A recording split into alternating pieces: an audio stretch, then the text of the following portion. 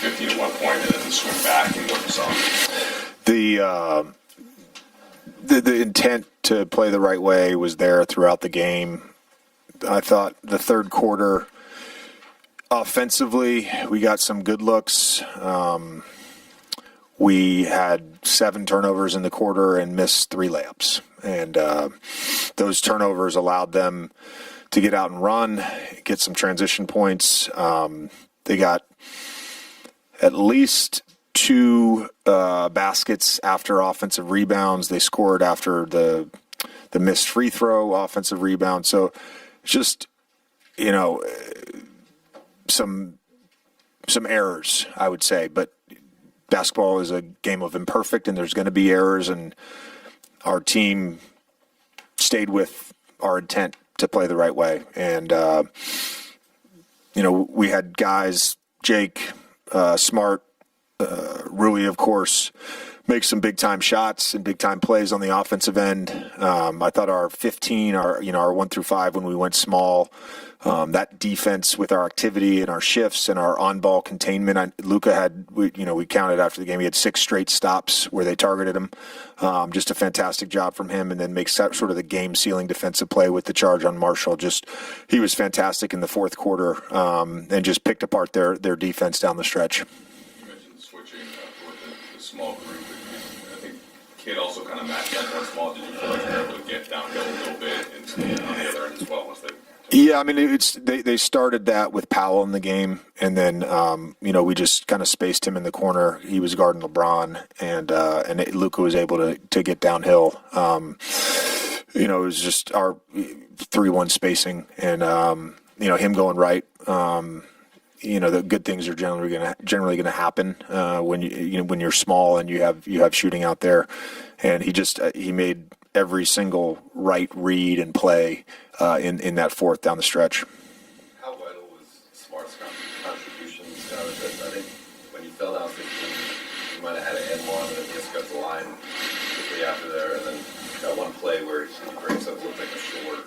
Yeah, I mean, that might have, the defensive play in transition to get back, that could have been a real backbreaker, and it was a momentum-saving play. So was the first and one, where we were still a double-digit lead. We were having a little bit of trouble scoring in the half court, and he gets the and one, he gets the foul in transition, then he gets the putback.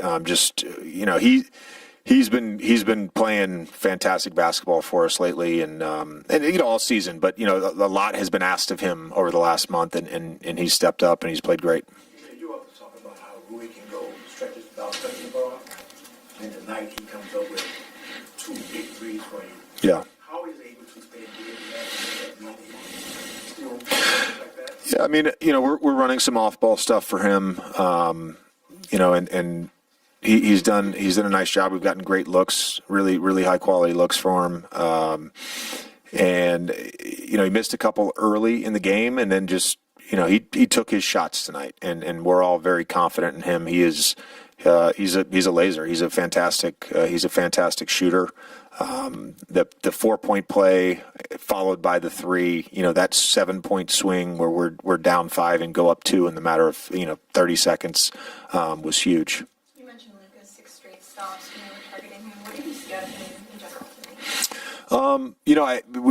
Greg St. Jean, when we were doing our defensive clips this morning, he had a great line, trust your help, don't rely on your help.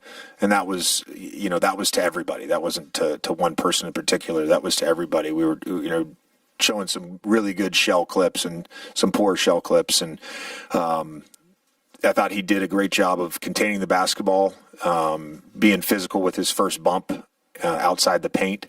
One of them got called for a foul, side out of bounds on flag, but that was part of it, and then the backside with our shifts and our low man and our gang rebound mentality down the stretch allowed us to get stops. JJ, you challenge functionally with the pass basketball. How do you think he responded to that, and I guess what does that say about your relationship with him, and that you can directly challenge a player that good offensively? Luka wants to win, and so I'm not surprised that he the A+. He played a fantastic game, and he he orchestrated things for us early to get us the lead, and then he orchestrated things for us late, and he just continued to make the right play over and over, and had a lot of confidence in his teammates, and his teammates responded with some big time shots. Reference point as stuff like that. How crucial can this fourth quarter be as the rest of the season goes?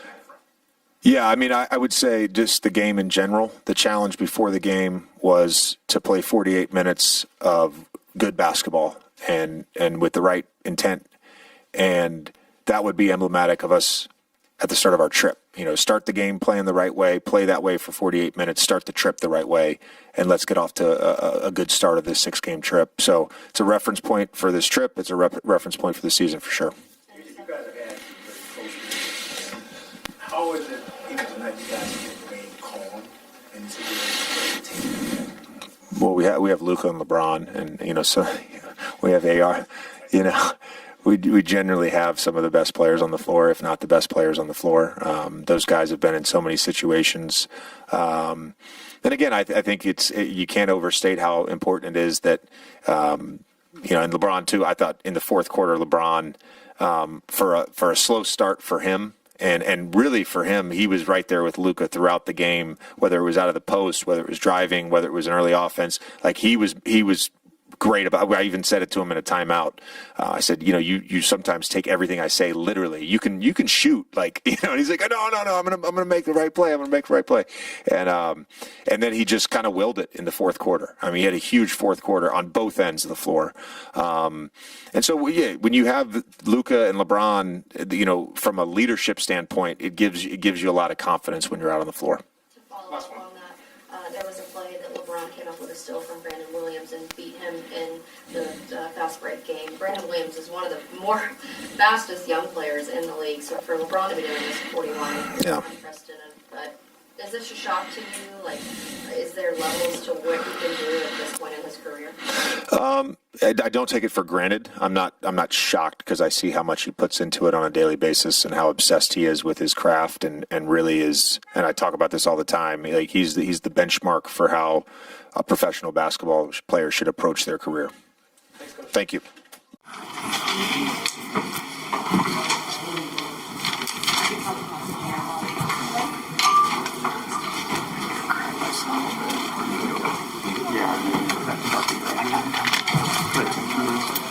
Luke, obviously your second time back here, I'm sure a lot different than the first time, but how would you describe kind of the emotions and the feelings of being back here and being back in this atmosphere? I mean, obviously there's always going to be emotions. I was happy to be back here. I went to my house, saw my cars, but obviously it's always going to be emotional. So I really appreciate how they cheered for me when I was introduced, and it was always going to be a special place for me. Earlier this week you said it always kind of feels like home coming back here. In what way? I mean, I was here 7 years, spent a lot of things happen, bad and good, so, kind of describe it when I went to Madrid when I was 13, every time I went back to Slovenia, I kind of feel good, so that's why it was always going to be a special place, like I said, for me. Lucas, ¿y cómo te hace sentir después de un año ya ver tantos fans igual que siguen vistiendo tu camiseta y todo eso, o sea, todo el apoyo que te dan? También quería preguntarte, ¿crees tú que Nicolás Anderson ha sido el que más te ha subestimado en tu carrera? Bueno, siempre siempre he tenido una especial relación con los fans de aquí, siempre me han respetado y siempre les respeté, así que siempre tengo mucho cariño por ellos y ellos por mí, así que eso siempre va a estar ahí. Y una segunda que no sé.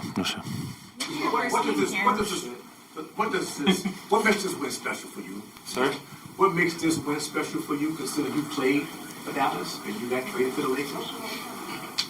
I mean, it's always, like I said, it's a special place. I mean, I always gonna want to win, no matter what. I mean, every game I want to win, but obviously this one's a little bit different. But again, at the point, I mean, I want to win every game. Look at your first game here was obviously really filled with emotions. What was it like for you this time?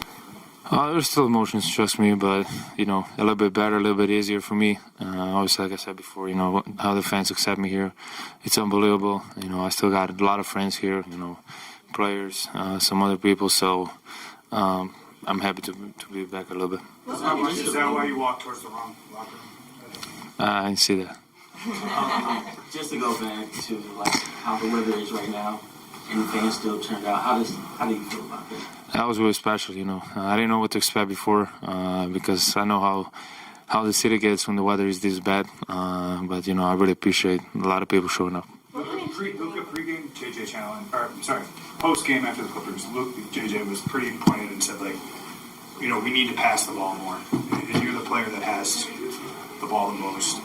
Did you take that as a challenge, and how did you feel tonight as a passer and the way your teammates responded? Yeah, everybody had a great game, The ball was shared. With 15 shots up, so take the JJ's point. What are you bringing 22 people into that suite, those fans? Yeah, that was, something that was special for me to do. I see what a lot of them did on social media, so, and after when I got traded, how much support they gave me. Obviously, there's a lot more fans than that, but I could only play 22 of them. Luka, late in the game, you had to drive. That was kind of a dagger.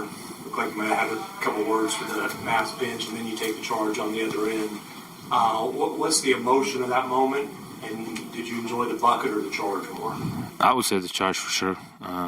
I enjoyed the charge more, but the bucket, I heard the bench talking about travel. There was no travel, it was 2 steps, so that's why I just look over there and he had no words. Speaking of that, last quarter, just talk about the momentum shift in the second half. It was pretty bad third quarter for us.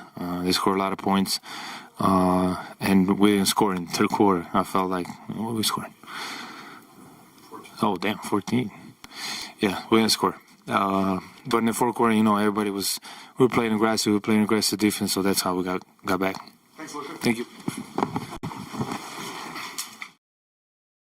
Luka Doncic stepped onto court in Cleveland with the usual anticipation, ready for a battle against the Cavaliers. But the night quickly took a turn.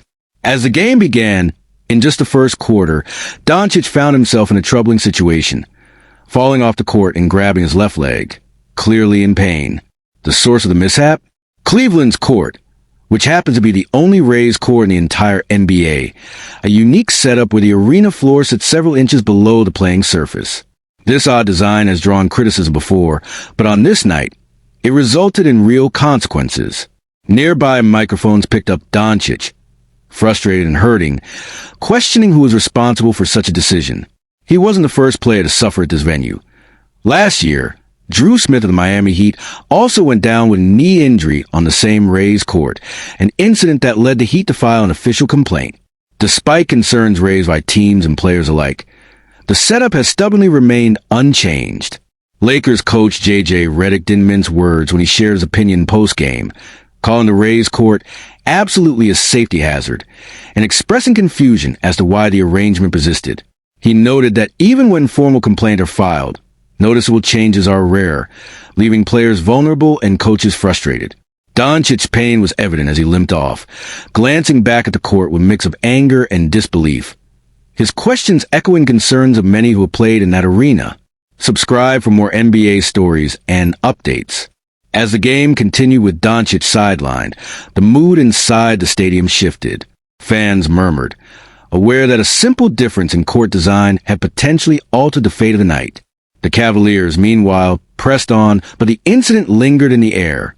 The broadcast team revisited the topic several times, sharing replays and reminding viewers that Cleveland's raised court is an anomaly in a league that otherwise maintains strict standards for player safety.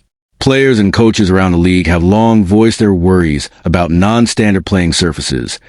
Yet the issue has often been met with shrugs from decision-makers. For Doncic, the injury was more than a physical setback.